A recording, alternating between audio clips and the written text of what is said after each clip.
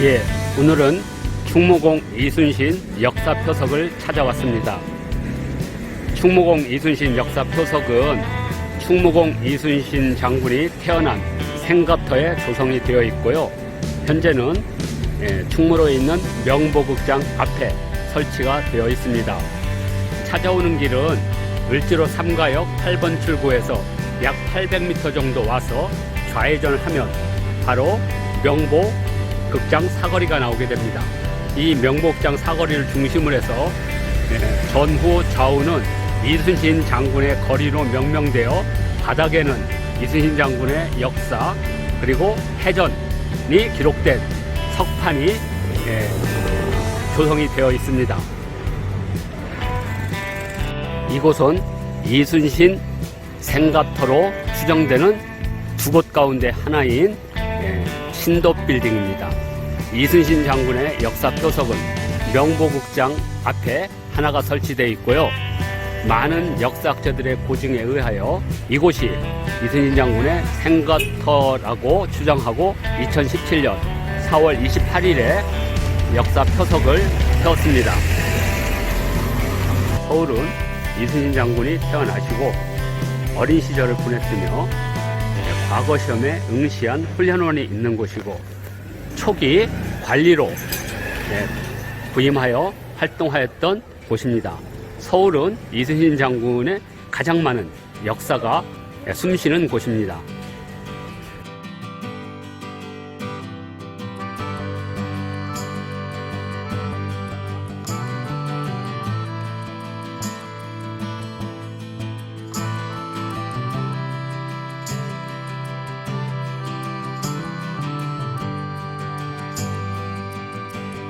이곳은 을지로 4가에 있는 옛 국도극장 앞입니다.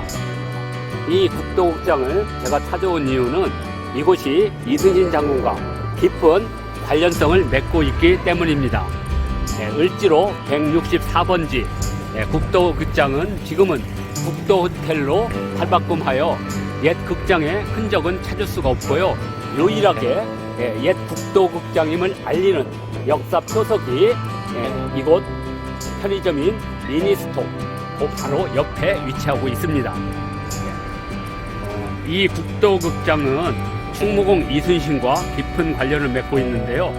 이순신 장군의 관련된 영화는 극영화로서는 1962년에 처음으로 제작하였는데요. 그때 감독이 류현목 감독이 성웅 이순신이라는 영화를 만들었고요. 주연 배우로는 김승길, 윤일봉, 조미령 등이 출연하였습니다.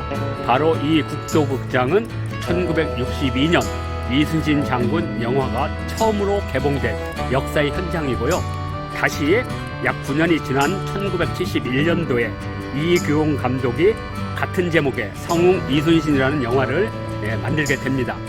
그때 주연 배우는 김진규와 김지미였고요.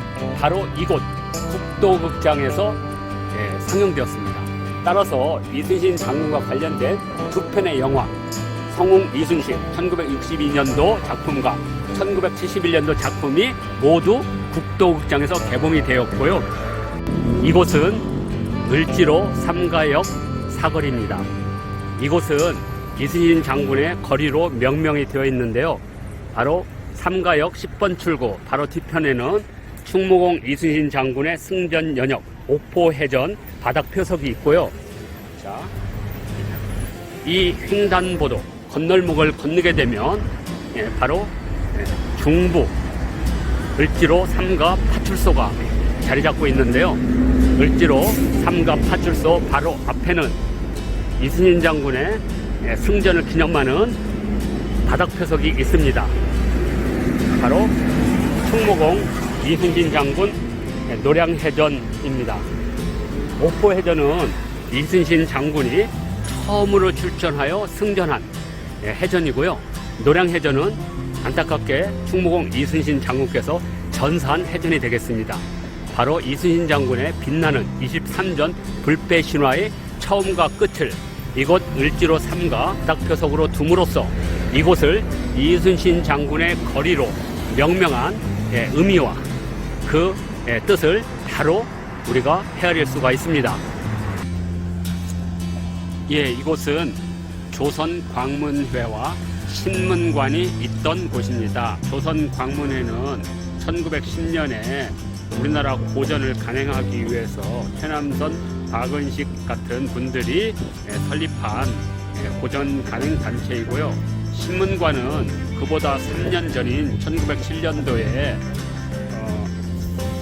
최남선이 그러한 고전 간행 등을 출간하기 위해 설립한 출판사 겸 인쇄소입니다.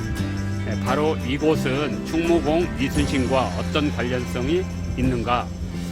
이 충무공 전서는 1792년에 정조임금의 명으로 현찬 작업이 들어가서 3년 후인 1795년에 간행이 되었습니다.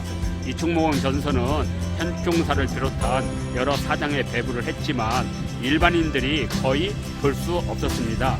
그래서 1918년에 최남선이 구두점을 찍고 2권 사책으로 이 충무공 전서를 발행하게 됩니다.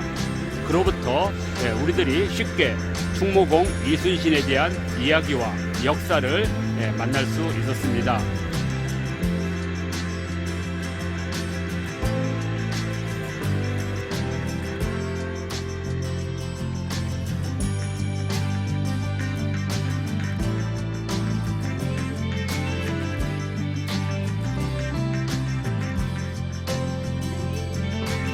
이곳 의금부는 국정원과 대법원의 역할을 했다고 보시면 됩니다. 이순신 장군께서는 1593년 8월에 삼도수군 통제가 되고 남해에서 일본 해군을 격파를 했죠. 1597년 3월에 바로 이곳에 투옥이 되시고 4월 1일에 추록을 했습니다. 이순신 장군이 그 후에 백의종군을 하게 되는 그런 역사적인 장소고요. 그러한 그 이순신 장군의 백의종군을 기억하기 위해서 이곳에 백의종군로라고 하는 출발지 역사 표석을 세워 놓았습니다. 이 의금부터는 종강역 1번 출구로 나오면 바로 만날 수 있고요. 동학의 2대 교주였던 해월 최시영이 조병갑 판관으로부터 사형 선고를 받았던 그러한 통안의 역사 장소고요. 건너편에 있는 이 영풍 빌딩 바로 앞에는 동학의 장수였던 전봉준 장군이 죽음을 당한 역사적인 곳입니다. 예, 이곳은 근대 시기에 애국적인 논설을 펼쳤던 대한매일신보 창간사업소입니다. 대한매일신보는 1904년 7월 18일에 영국인 배대를 사장으로 해서 양기탁, 대한자강이 일으켰던 양기탁 선생이 주필을 맡았던 신문이고요.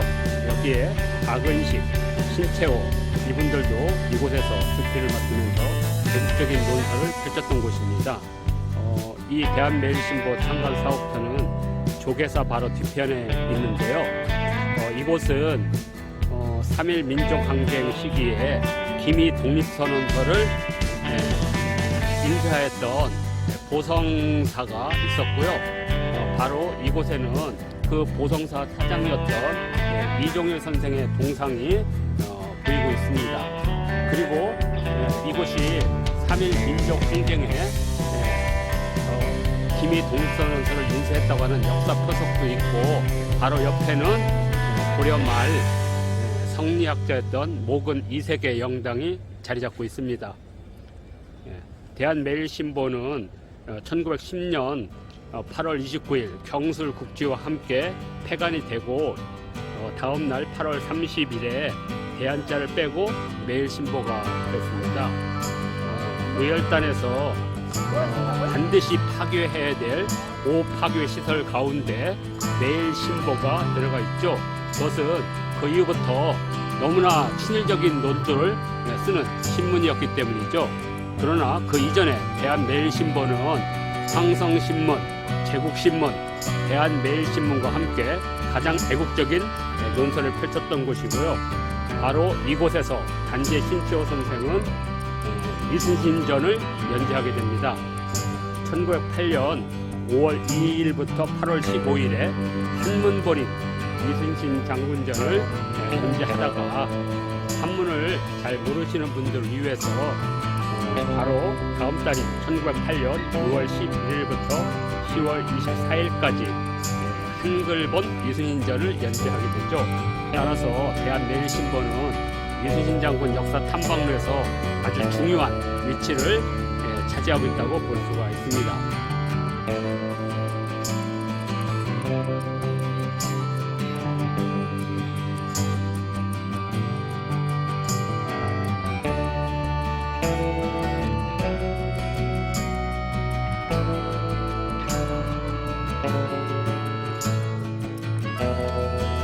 안녕하세요. 이곳은 사복시터입니다. 사복시는 병주에 속한 정삼순 안원이고요. 궁중에 가마, 마필, 목장 등을 관리하던 대표적인 관청입니다. 병주에 속한 아문으로는 훈련원, 분기시, 그리고 세자 이기사와 오이, 그리고 이곳에 사복시가 해당이 되고요. 이순신 장군께서는 42세가 되시던 1586년에 아버님이 세상을 떠나시게 됩니다. 그래서 3년 심호를 마치고 이곳 사복시 주부 종육품에 해당되는 사복시 주부를 잠깐 역임하시게 됩니다. 그리고 종사품에 해당되는 조산보 만으로 부임하게 됩니다. 그리고 다음 해인 1587년에 그 유명한 녹돈두 전투가 일어납니다. 이곳 사복시는 현재 대한민국 역사박물관과 미국 대사관, 그리고 종로 소방서와 종로구청 어린이집 바로 근처에 위치하고 있습니다. 광화문 세종로에 있는 이순신 장군 동상을 찾아왔습니다. 원래 이순신 장군께서는 지금 충무로인 인현동, 옛 지명으로는 건천동에서 태어나셨습니다.